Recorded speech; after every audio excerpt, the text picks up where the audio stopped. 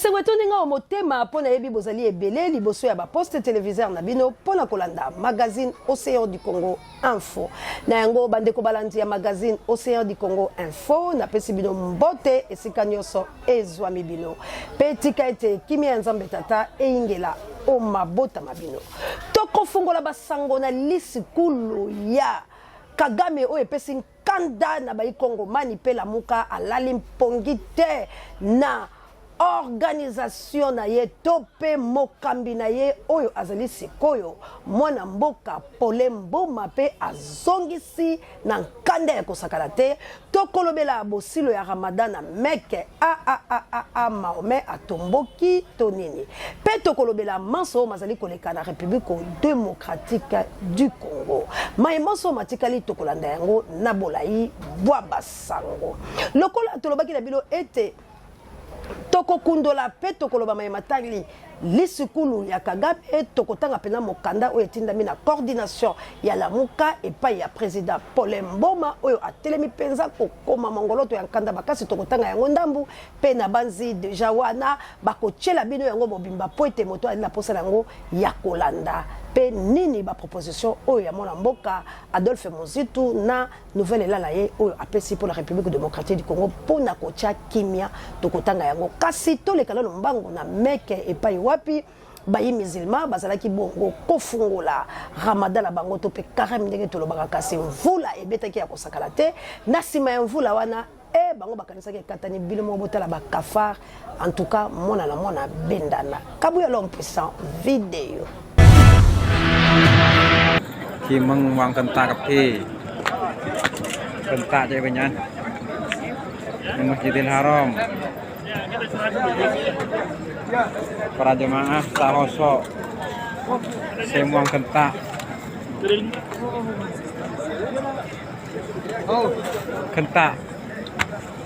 kenta je banyak insyaallah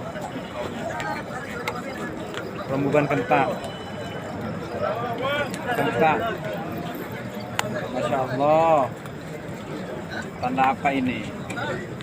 Tanda apa? Di Mekah.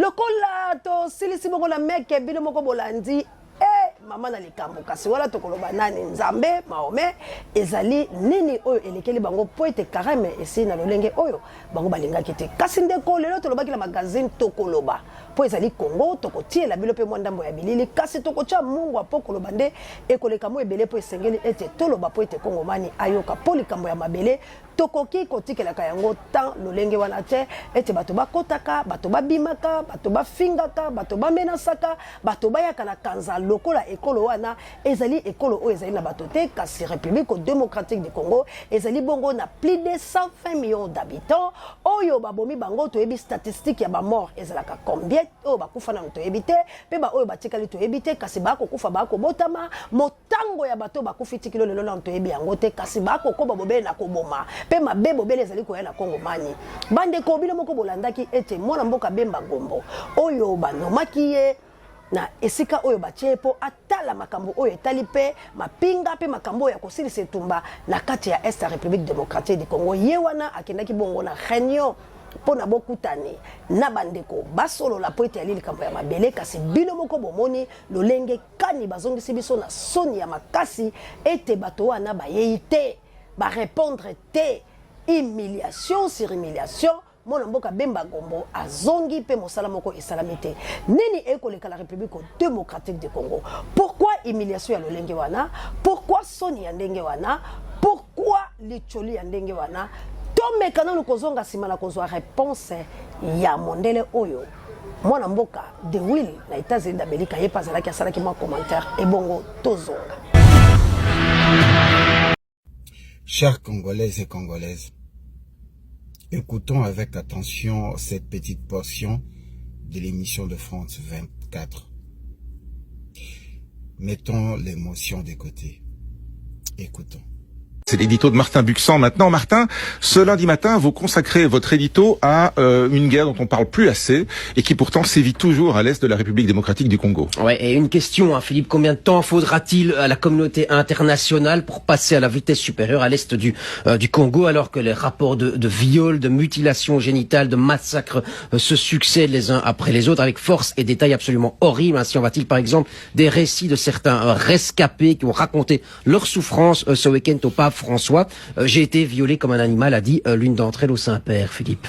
Oui, pourquoi, alors pour reprendre un peu votre question, pourquoi est-ce que la communauté internationale n'intervient pas de manière aussi volontaire comme elle le fait avec l'Ukraine? Alors Anne-Sophie, je dirais pour 3 raisons assez simples. Finalement, la première, c'est que le Congo est un immense pays, continent qui est laminé par la corruption et la mauvaise gouvernance. L'actuel président Tshisekedi, mal élu, fait aujourd'hui l'unanimité contre lui. Hein. Le Congo fait du surplace, pire, il recule même, aucun signe d'amélioration pour une population souvent encore privée d'eau et d'électricité. Tshisekedi a à peine le contrôle de la capitale Kinshasa, donc il est illusoire de penser qu'il va pouvoir peser sur un conflit qui se déroule à plus de 2000 km de là, à Goma, dans l'est du pays. La corruption et la faiblesse du régime, pointée d'ailleurs cette semaine par le pape, c'est la première raison de la frilosité de la communauté international. Alors deux yeux, et par opposition à un pouvoir congolais ridiculement faible, on a en face un pouvoir rwandais qui est extrêmement fort, porté par un président, Paul Kagame, autocrate, mais respecté par la communauté internationale. Kagame a fait de son pays un exemple du développement en marche forcée, sécurité, régime militaire, investissement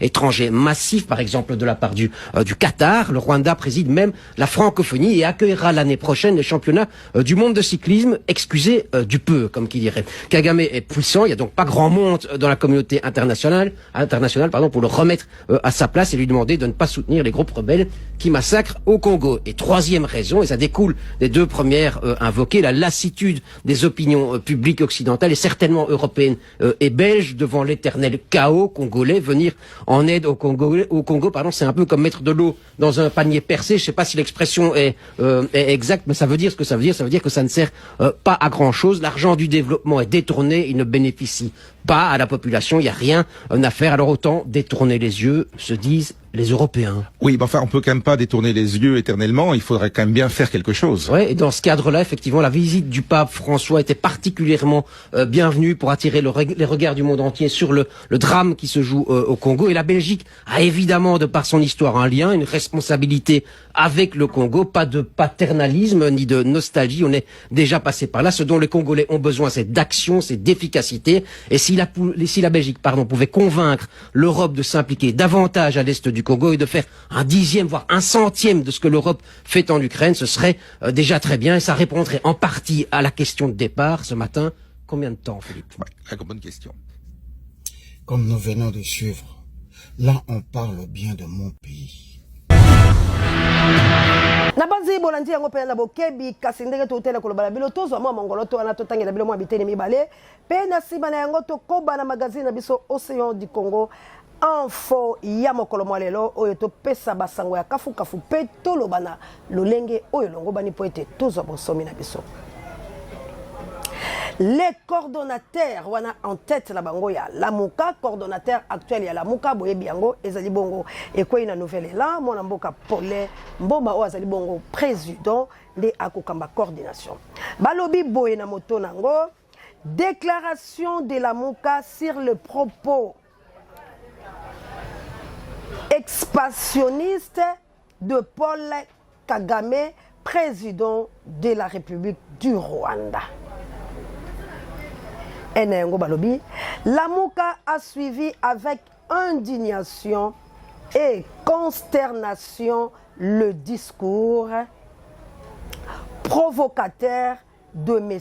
Paul Kagame, président de la République du Rwanda, à l'égard du peuple congolais et de son territoire, en violation de la charte de l'Union africaine,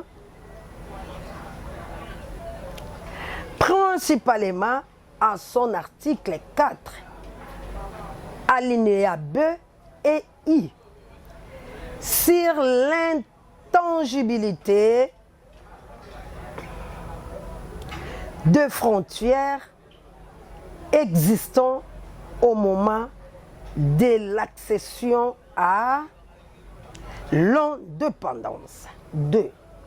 Lamuka déplore les laxismes du gouvernement face à cette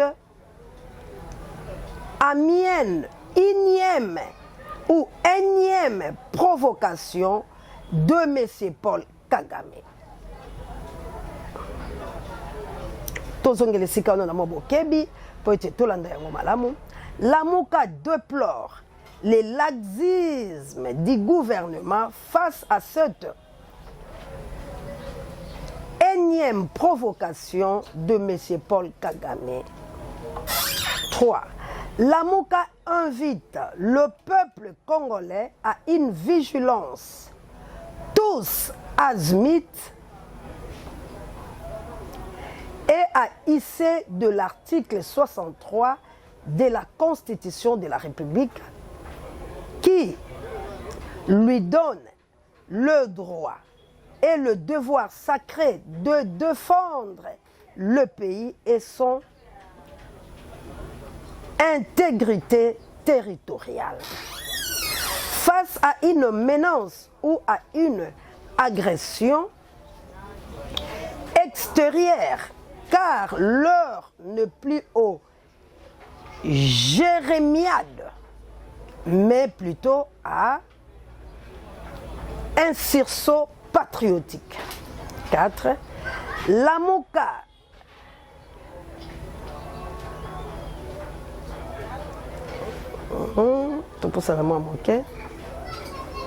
Lamuka réintègre la mise en application des 10 recommandations d'Adolphe Muzitu du 30 octobre 2022 pour gagner la guerre contre le Rwanda, à savoir A. Organiser la sécurité du territoire national et la résistance populaire. A. Organiser la sécurité du territoire national et la résistance populaire. B. Soutenir dans l'unité les forces vives de la nation et FARDC qui se bat au front contre le Rwanda. C.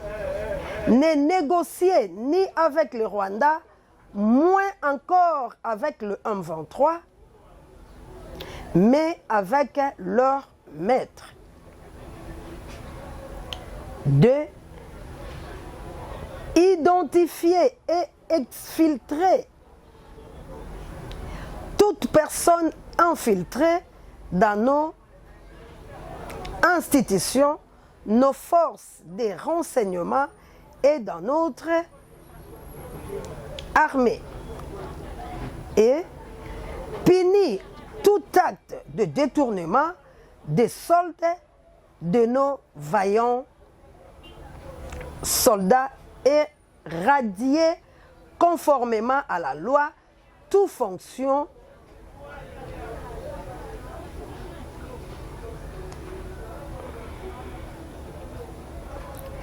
punir tout acte de détournement de soldats de nos vaillants soldats et radier conformément à la loi tout fonctionnaire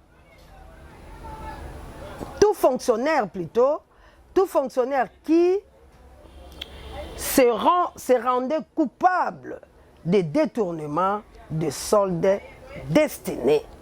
Wana ezali bongo paragraphe la bango ya yambo ya babale na banzi mwana mboka kabuya bendi yango malamu pe Gloire Ngoma ako tshela bino yango po boko bala kotanga wana ezali coordination actuelle ya Lamuka nde basali mokandala pona kozongisa na nkanda koloba ete Kagame ako tumola penza Congo pe awuti bongo komoloba ete gouvernement ezali bongo kotika na misala mabe oyo Kagame akosala mbala ezali pe moko ya kolelaka ya population congolaise koloba ete tango inso ba kosala mabe kasi peuple soka telemi pa kele ko soulever na nkanda na epe alongola biloko bionso ya ba Rwanda to pe ya bato mabe oyo ba ko bundisa biso ezali awa bokomona bobele batindeli bango ba puluso bokomona bobele bato bakiti bokomona bobele na ndakisa to zongisa bino na ambassade ya France soki région ekolenga botala lolenge nini ba betaka ba resistant pona kotombola mongongo babango to pe bakozela bilo ndambo ya biloko kabuya l'homme puissant azalaka wana na pointe.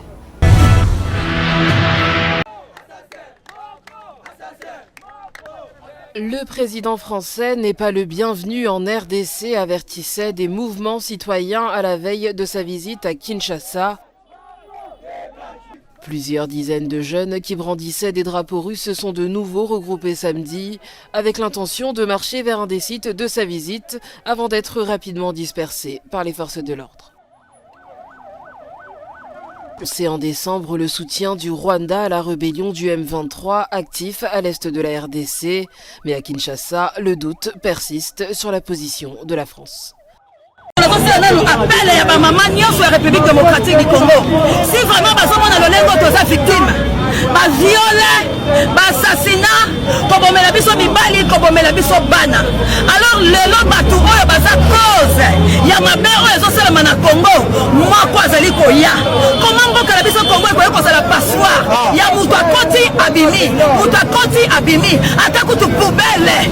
Soki etondi babwa kaka, po kolinga teke solo wana to bakusone kota la kati ya ndako na yo. On dirait Congo ekomi nango poubelle. Moto soka sumi, azi diskata babwaki. Moto soka seli babwaki. Non, on dit non.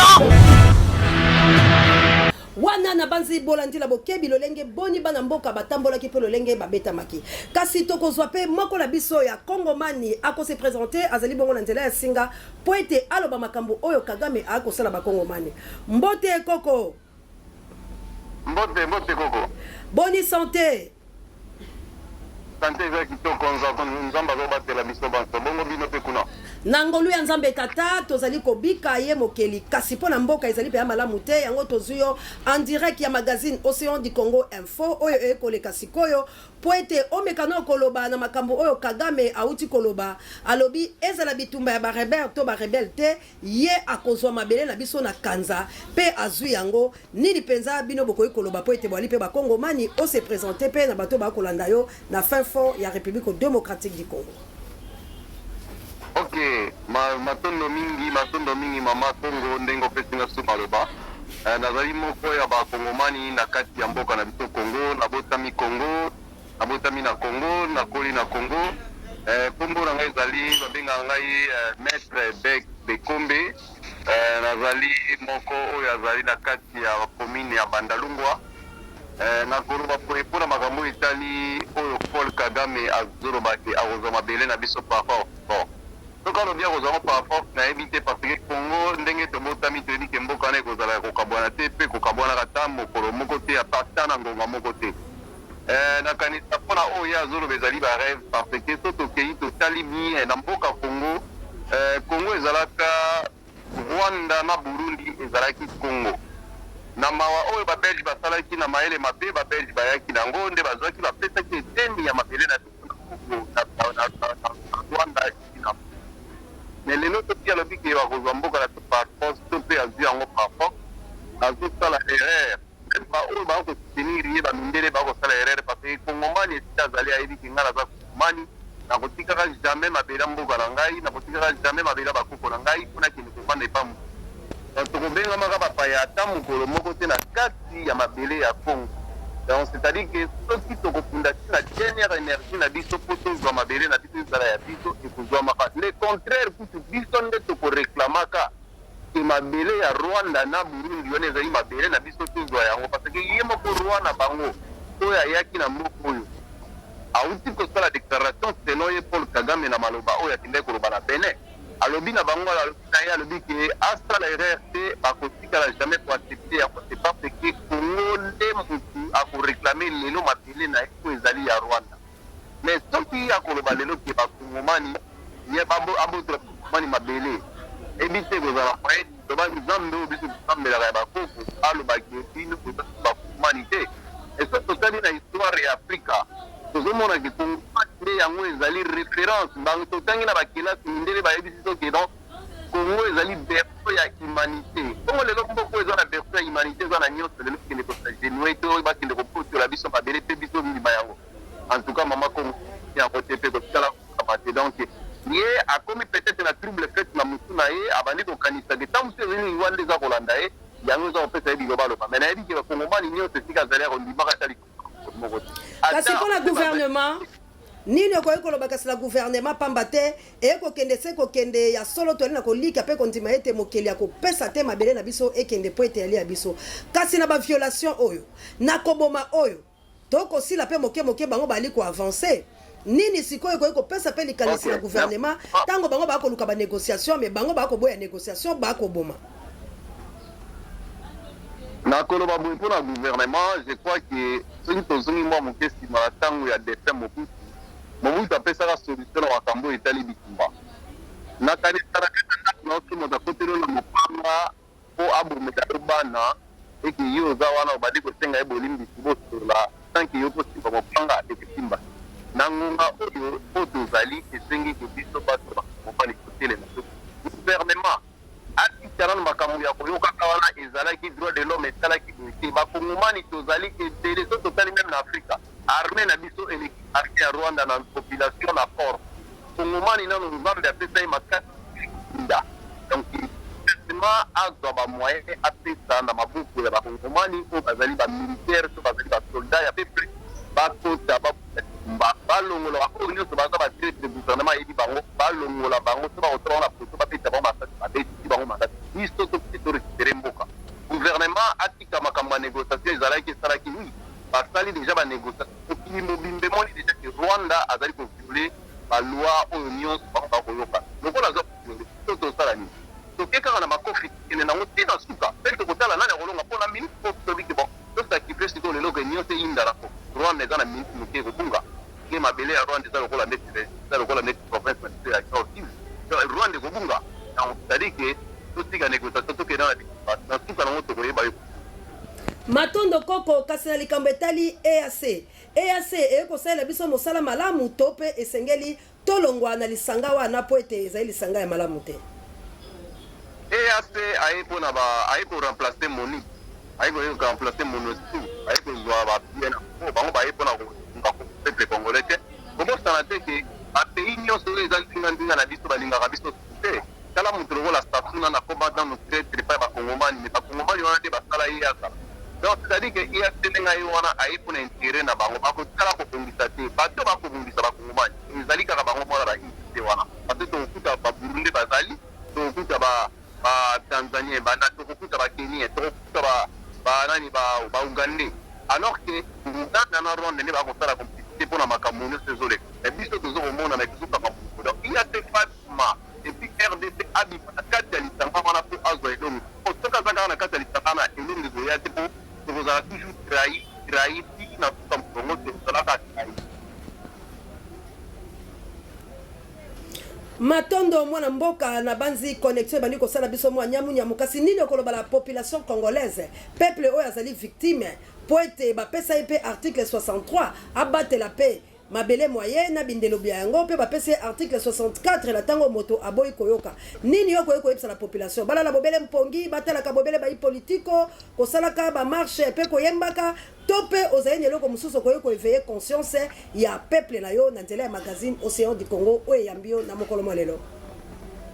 Merci beaucoup mama Congo nakanisaka mpona peuple congolais peuple atini article 64 ya constitution ya biso elobi ke oyo nyonso akolinga na makasi mpe kosala eloko ezali contre population po peuple wana etelema c'est-à-dire que c'est le moment oyo te Kagame aye na makasi na ye alobi ke ye makasi abunda population eloko donc kotika te abotoloka peuple congolais atika rêve ya bamusike kokende kobingaka na babar kokende kokotaka baplace koba bazwa conscience patriotique batelema mpona ekolo totelema mpona na kati ya bamboka lokola ndeti na baafrique du sud batelemaka mpona mboka na bakonde lelo mboka na bango ezali oyo ezali tokotalaka bapolitisien kosimba te meme bapolitisien wana meme lelo chef ekakalobi aresir akoresir kaka ensemble na population c'est-à-dire biso population po totelema po tosunga chef de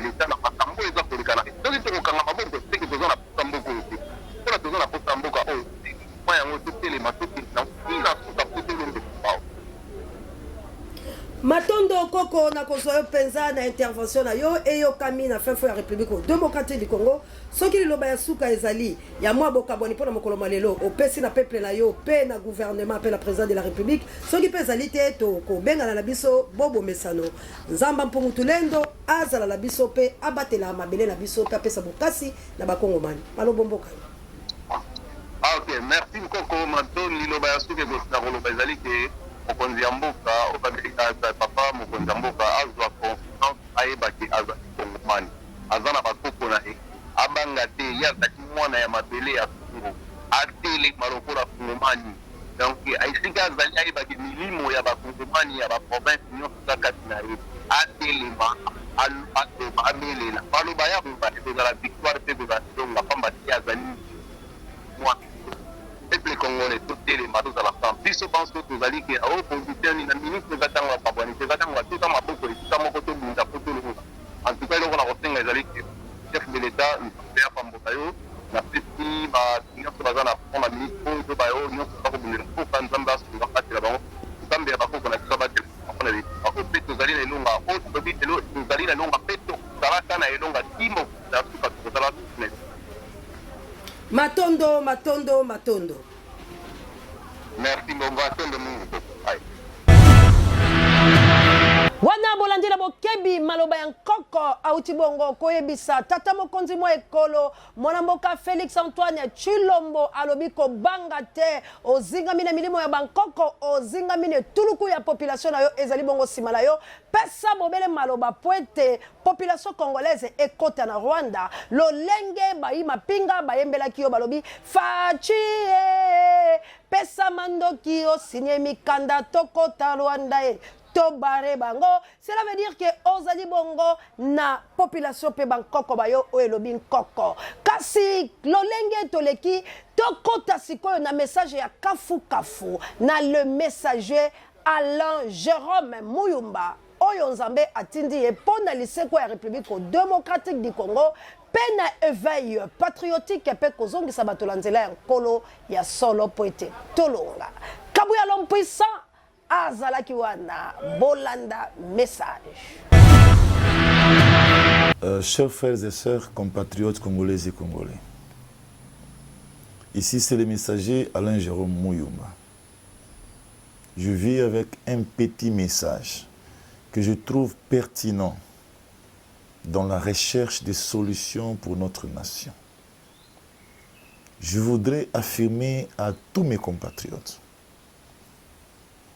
que, dans la vérité, le pays a besoin d'un grand changement. Et ces grands changements ne passent pas par les politiques. Ces grands changements passent par les plans de Dieu, passent par les plans du Tout-Puissant. Et cela consiste à un pouvoir nouveau qui va impacter la nation par la puissance du Très-Haut, comme son plan le demande, afin qu'il puisse s'emparaître de son pays, le purifier, le sanctifier et s'asseoir au milieu de son peuple. Que tous ceux qui sont dans les bajulations, bandeko nyonso bazana kati ya bajulation, bajulation ezali une forme ya koeloger mutu po asepela na yo. Une forme ya koloba ndenge moko boye mutu ayoka ki olobi malamu na ye po mutu wana asala yo quelque chose à malamu. Toza na temps wana te bandeko, toza la ba complice. Toza na temps ya ko lutter, ko chercher pensée divine pour na ekolo. Toza na temps ya libération pour na ekolo. Eza ko senga lisusu ba problème particulier à lolenge wana te. Boyoka bien. Mais c'est Félix Azana posé à pouvoir. Félix Antoine Tshisekedi, c'est le fils de Tienne Tshisekedi wa Mulumba. Toyebi mutuana comment atika mokili sans avant dans la kiti ya pouvoir. Toyebi mutuana tango ba koyebi c'est assigné ba prérogative quelconque comme chef ya gouvernement à boya qui premier ministre pour à vivre pleinement pouvoir pour changer mboka. Félix est une partie de son père. Pour comprendre na mozindo, bino nyonso bozan dinga ya Félix. Ba plateforme ya union sacrée. Naebi que vous vous réjouissez trop bien. Mais mettez-vous en tête, Félix n'a pas besoin de pouvoir. Félix sait à qui il va donner le pouvoir. Il sera dans la paix pour avoir s'épuiser, pour avoir ses données, puisqu'il s'est donné à fond pour changer le pays. Nous sommes tous témoins. Parfois, on a critiqué que Azak au tourisme. Mais en vérité, a promis qu'il y a un Congo fort, puissant. A comment qu'il y a tambo la bissi qui a une solution. Ceux qui ont qui ont goûté, ils ont un conseil. Un conseil à un magicien. Un conseil à un féticheur. Un conseil à un occultiste. Mutu azaki na plan ya Nzambe aza séduit abimi na conseil ya Nzambe akena ba conseil oyo utana bato ya magie et c'est là que Félix a eu obstacle na moment oyo aza posé à pouvoir te botika Félix kimia ayoka kabino mais a réfléchir ka kati na ye na mozindo ya kati na ye aza ba genre ya bato oyo aza capable à démissionner puisque nous connaissons son sang. N'a pas subi nos conseils. Botika Félix Kimia. Aza Congolais, conscient, a aussi l'examen de conscience. Atala nanya kopé sa pouvoir pour nos changements en boka. Ayebi que c'est la pensée divine qui va primer. N'a pas ce message, n'a président Yasseni. Les enjeux des élections électorales 2023 sont différents dans l'élection. Je vous dis, bakake et kosalema. Je vous dis, bonzambe et komoni sama. Comme etika la komoni sama tena mokili. Teoka ba histoire ya Égypte, ndenge batu bakufa, ndenge maye koma rouge. Je vous dis, pour la RDC, oezali bisika ton na esengele vanda. Aza capable de tout, tous à la prudent, président Asseni, totika bas sentiment, tout ça là que peuple a payé sa vote naïe, de former juste, tous à la pouvoir moko et outil na peuple, sans intervention d'aucune main extérieure. Président Asseni, c'est une grande responsabilité. Étant prophète, étant messager, je te porte ces grands conseils. Puisqu'il y a un enjeu terrible. Il y a quelqu'un qui réclame que la justice soit établie pour une nation qu'il veut, qu'il a choisi. C'est un petit message, mais que nous tous nous soyons inclus, soyons complices pour un Congo sans pouvoir impérialiste. Je termine à dire, nous avons lutté pour la libération de la RDC en esprit. Maintenant, nous luttons pour la libération de la RDC dans les mains des impérialistes. N'ayez pas peur, peuple congolais. Si les choses ont été ainsi avant, il n'avait pas encore parlé. Maintenant, il parle. Il veut être roi de la RDC. Il veut prendre le pouvoir sur tout le pouvoir du monde à partir de la RDC. Le changement de tout le système du monde va changer à partir de la RDC. Croyez mes bien-aimés, soyons complices pour un pouvoir congolais qui provient du peuple congolais, par le peuple congolais et pour le peuple congolais. Soyons complices. Messager Alain Jérôme Mouyomba. Amen. Na message ya kafu kafu tokoma na mwa likambo oyo ezali koboma mboka likambo ya liwa ya ndeko ya mwana mboka Ferigola wana autaki bongo komobungisa ndeko na ye kasi tokoyekoleka bongo te po ezali maye oyo makosala pasi pema wana kati ya République démocratique du Congo tomeka kozwa yango na bokebi ebongo tolobela yango mwa ndambo po ete tokabona na biso po tango esi ekei tokendela mwa lombango koyoka nini moko ndongwa nini moko lobana na kati ya République démocratique du Congo.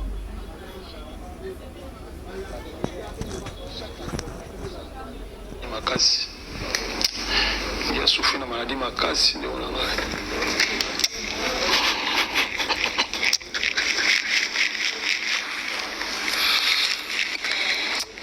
Courage, Orly, Gola, courage.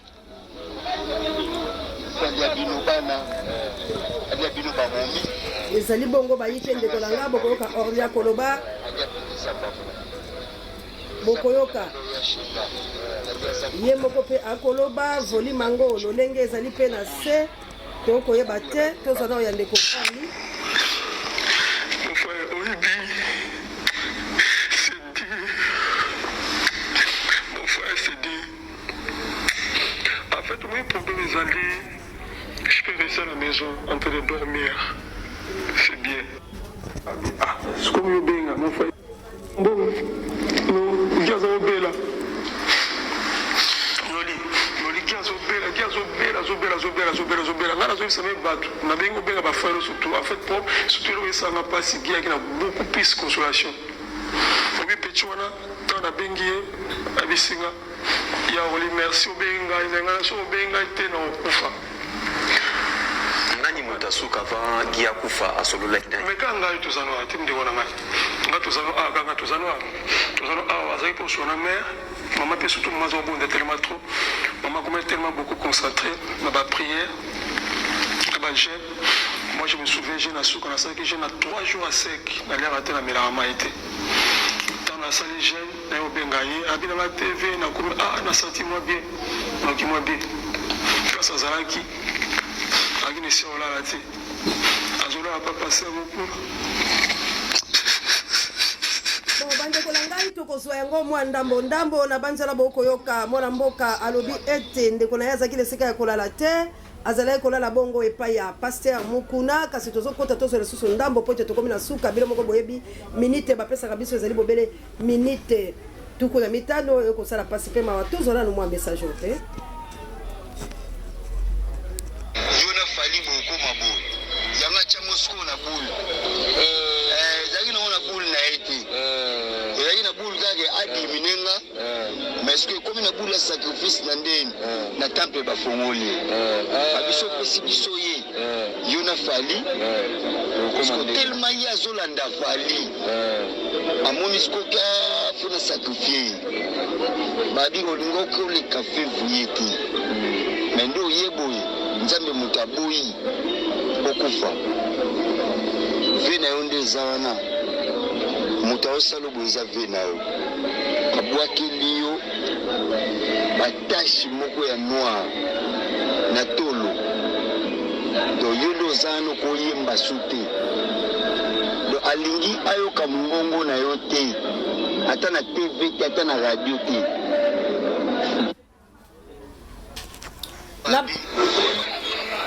vena yo acheli au calendrier yo koleka février te fodaye alingaki aboma yo metanga kocho na temple bayebisi babiaza grangolo peti na wana so bare yo na fali bokoma boye yanga chango sko na bulu zaki na ona bulu na ete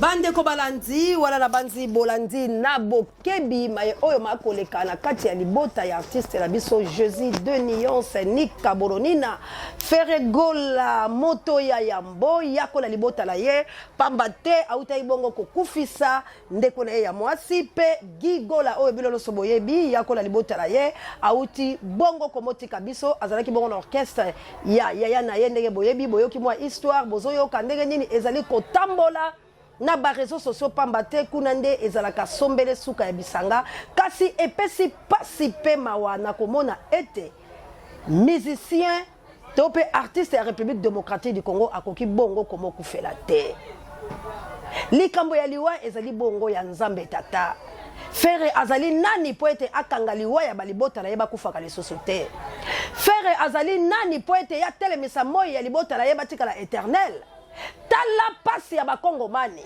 mboka eko zika distraction ya motako eko kufa la famille artiste Feregola tala lelo Fere batomboli ye po ete balia lokola nyama kasi yango moni baba bota baike bazali bongo komo sundola kabandeko la bango soki bakomi na misolo pamba te bakokoma danger soki akabeli ye mbongo o alekisi ye soki apesi ye te o azali moto mabe kasi soki ozali na bandeko lokola Orly Gola tobanga te ezali likambo ya Yudas Yudasi aboma Yesu Masi ya likolo ya parfait oyo mwasi ya ndumba achela ye. Il est jaloux de son propre frère.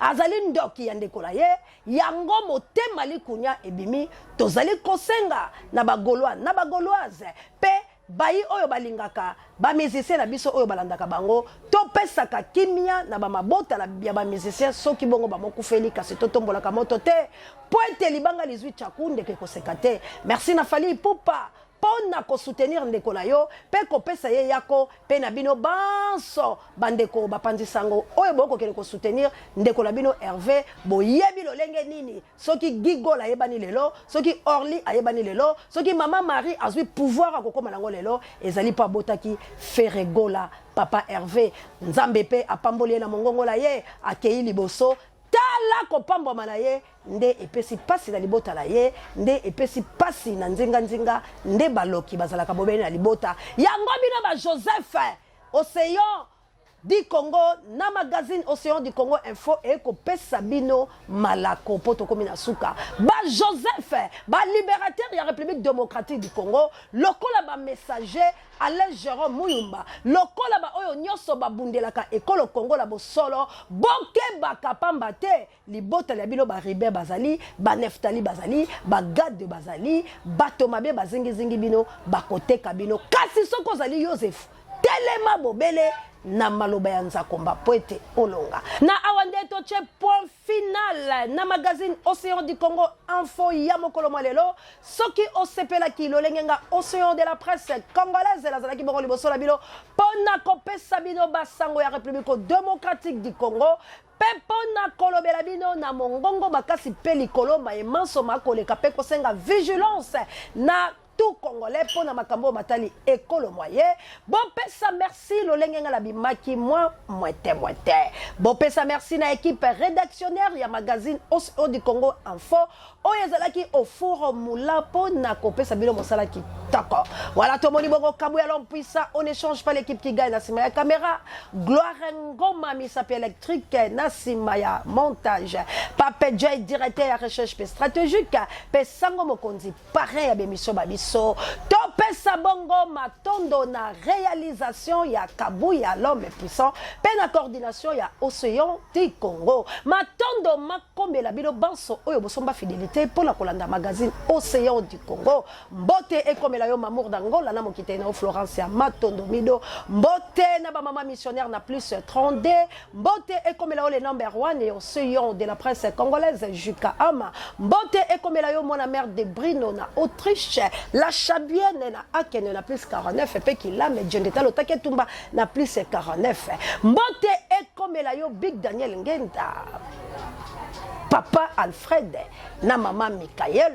na Canada na mboka joli qui est dit pe Mama Vava basi yanguya ba mama missionnaire na plus 32 mbote ekomela yo Achille Mavé na Angleterre les grands professeurs Molongani ya Maman Mireille Mavé pe yanga mokonzi na Angleterre pourquoi pas Papa Michael na France pe Maman Célestine ba mama ya moto mojali moto mozima mite Mama Jawa assalamu alaikum na ba mizima langa bana ya Chango bana ya Njili na quartier 2 bana ya Njili na quartier 4 quartier 9 pourquoi pas na Dokolo bana makala biso banso toganga na mongongo makasi Océan du Congo ebale eboya mbindo yako na libota ya Kengo lobiche lamboli wa dondo poete abungisi leki na ye yako na libota ya ba mamour oyo babungisi papa pe na bino banso tozai na bino elongo tolo banini République démocratique du Congo liso likolo ya liso la patrie ou la mort nous vaincrons.